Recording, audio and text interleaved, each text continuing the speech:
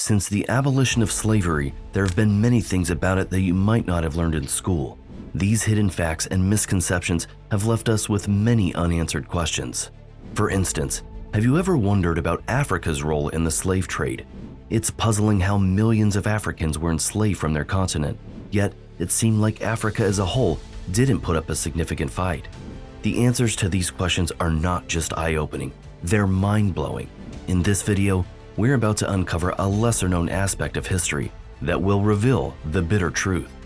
From heartless raids on local villages by both European and African forces, to the unjust sales of enslaved Africans to slave traders, we'll delve into how Africans participated in the slave trade.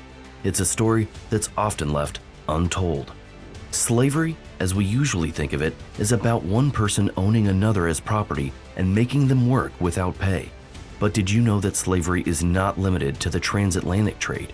Slavery has been a part of various cultures and civilizations worldwide throughout history. Arab Muslim armies, Vikings, and powerful African empires like Mali, Ghana, and Songhai all practiced slavery in different forms. Surprisingly, these facts are often left out of school curricula. Before we get into the details of how Africans were involved in the slave trade, it's essential to shed light on the different types of slavery in Africa, such as the trans-Saharan slave trade. This journey into history will reveal a fascinating yet often overlooked part of our past. So, join us as we uncover the truth about Africa's role in the slave trade and how African monarchs enriched themselves through the use and sale of their fellow Africans. Throughout history, the world has witnessed three major slave trades, each with its unique characteristics and far-reaching consequences. The Indian Ocean slave trade, the Atlantic slave trade, and the trans-Saharan slave trade have left indelible marks on human history spanning over 1,000 years. The trans-Saharan slave trade, driven by Arab traders, stands as one of the longest and largest in history. Throughout a millennium, these merchants moved between 8 to 20 million people across the vast Sahara Desert, connecting sub-Saharan Africa with the northern kingdoms of the Mediterranean and the Middle East. This trade route formed a complex web of human trafficking, shaping the destinies of countless individuals. Similarly, the Indian Ocean slave trade, also orchestrated by the Arabs, created a vast network linking Africa, the Middle East, and Asia over many centuries. Astonishingly, more than 5 million enslaved Africans were transported across the Indian Ocean, making their way from East Africa to regions like South and Southeast Asia, the Middle East, and the Arabian Peninsula. This trade route reveals a long history of human suffering and exploitation. The Atlantic slave trade, often known as the transatlantic slave trade, was the most extensive and sorrowful forced migration, driven by European powers from the 16th to the 19th century. An estimated 12 to 15 million African men, women, and children were brutally transported across the Atlantic to the Americas. The tragic system formed the basis of the global economy for generations and still impacts our world today. It's vital to understand that slavery in Africa predates the Arab slave trade by centuries. The Arab trade merely expanded upon an existing system, leading to devastating consequences for African societies. The history of internal slavery within Africa extends back further than previously thought, with ancient Egypt, the Garamantes of the Sahara, and the Mali Empire playing significant roles. The expansion of Bantu-speaking people around 1000 BCE is believed to be closely linked to the growth of slavery. These three slave trades have left deep scars in our history, serving as stark reminders of the human capacity for cruelty and exploitation. Have you ever wondered why Africans enslaved other Africans within their continent long before the transatlantic slave trade? The answer lies in the complex dynamics of various African societies. These societies often had monarchical or hierarchical structures, where slavery played a crucial role in labor, prestige, and political influence. Unlike the later transatlantic trade, where enslaved people were bought and sold, these African societies didn't primarily view slavery as a means of generating profit. Instead, they acquired enslaved people through various means, such as warfare, the payment of tribute, or settling debts. These enslaved individuals served as domestic servants, artisans, concubines, and personal guards. In these pre-transatlantic trade African societies, slavery was more about showcasing and upholding social status and power. It wasn't driven by the profit motive that characterized European involvement in the transatlantic trade. Before the transatlantic slave trade, European elites derived much of their wealth and power from land ownership under feudalism. Landholders had rights to the production of their land, but laborers weren't considered property. They were bound to the land through legal and customary arrangements. In contrast, in West and Central Africa, land ownership was different. Land wasn't always held as private property, and it was often accessible for common use.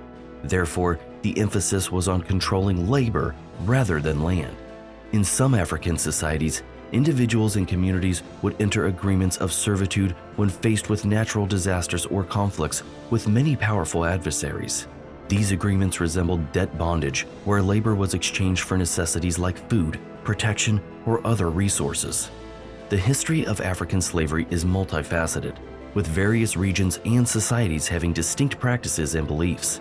It's a testament to the complexity of human societies and the different ways they approach the institution of slavery long before the horrors of the transatlantic trade came to define this darker chapter in history. As time passed, individuals or entire communities bound in servitude might gradually become integrated into the extended families of their host communities. This system bore similarities to medieval European serfdom, where laborers were bound to the land. Understanding why some African societies engaged in the sale of enslaved people to Europeans can be perplexing. A crucial distinction lies in the fact that African slave traders did not view these enslaved individuals as their people. During the era of the transatlantic slave trade, the notion of a collective African identity or a distinctive concept of blackness was primarily a Western construct. In African societies, factors like ethnicity, language, and religion held greater significance in defining a person's identity. Consequently, the idea of protecting other Africans as equals appeared less relevant to African slave traders, whose primary identification criteria differed from the Western concept of blackness. Additionally, the concept of individual freedoms and labor rights was foreign to the prevailing notion of slavery in many African societies. Economic and political pressures also played a significant role in African involvement in the slave trade. The soaring demand for enslaved Africans in the 1600s and 1700s created circumstances where non-participation in the trade became almost impossible, particularly in some areas of Central and West Africa. In these areas, some African states built their economies and political systems around the enslavement of others for sale to European slavers. For states and political factions like Dahomey and the Mali Empire, engaging in the slave trade was a matter of survival. It allowed them to access powerful firearms and military technology, reinforcing their hold on power. The wealth acquired from the slave trade also granted them political support. Those who refrained from participation faced the genuine risk of falling behind their neighbors regarding power and influence. The slave trade, in essence, fostered a highly competitive and perilous environment where African leaders had limited choices. How did foreign enslavers manage to capture and transport countless enslaved Africans out of Africa? The answer isn't a mystery. To acquire enslaved Africans, European and Arab slavers relied on the cooperation of local African rulers and merchants who traded their fellow Africans for goods. The challenges posed by disease, climate, and hostile indigenous groups prevented Europeans from venturing deep into Africa, leading to a system in which Africans played a direct role in enslaving their people. This marked the start of the heart-wrenching process of kidnapping, degrading, and ultimately enslaving fellow Africans to be sold to Europeans. During this period, it was common for African empires, states, and kinship groups to engage in conflicts and wars with one another. As a result of these conflicts, individuals from one group would often be captured and enslaved by their adversaries. Local chiefs and rulers sometimes collaborated in this process, driven by the allure of wealth and power by selling enslaved people. Those captured were typically outsiders or enemies, subjected to brutal treatment, and eventually sold to European and Arab purchasers who acted as the final link in the slave trade chain. As the demand for slave labor increased, conflicts became more frequent and intense. Africans often waged war against each other with the specific intention of capturing and enslaving more people to meet the rising demand from European sugar and cotton plantations. Enslaved Africans came from various backgrounds. Some were prisoners of war, rivals, or enemies of those who sold them, while the others were criminal and debtors. These vulnerable individuals in society had little to no protection or recourse against a system that had condemned them to enslavement. When we talk about the transatlantic slave trade, we usually think of Europeans like John Hawkins, who played a major role in this dark chapter of history. But did you know that several African groups also had a crucial role? Let's dive into this lesser-known side of the story. John Hawkins, an Englishman, is often associated with the transatlantic slave trade. He introduced a trade route that connected Europe, Africa, and the Americas. He bought enslaved Africans and African traders, took them to the Americas to work on plantations, and sold the goods they produced back in Europe. He turned the slave trade into a booming industry. Following Hawkins, British ships sailed to the African coast loaded with goods like guns, mirrors, and alcohol. They traded these for enslaved people, often in places like the Niger Delta in modern Nigeria. The unfortunate captives were forced onto the ships, beginning a harrowing journey across the Atlantic. Many did not survive the voyage, suffering from disease, dehydration, and mistreatment.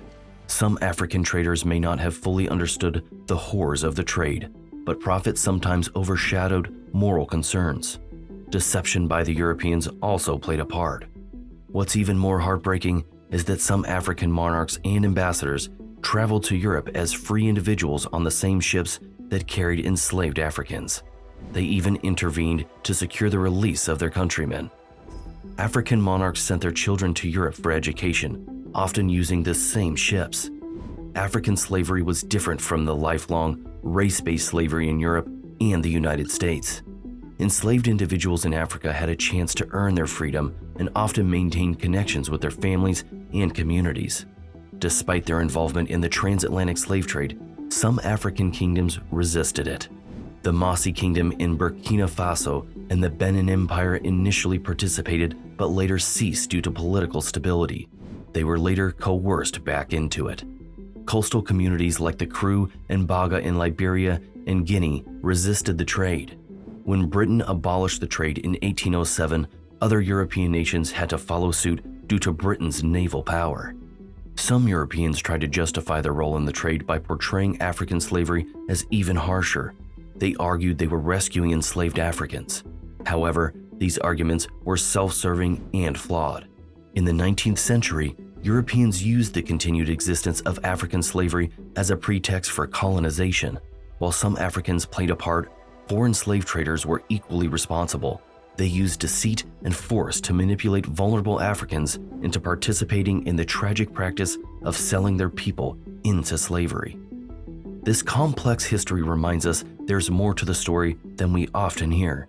It's a dark chapter with shared responsibility, and it's essential to understand it fully. History is not just facts, it's a tapestry of untold stories that shape our world.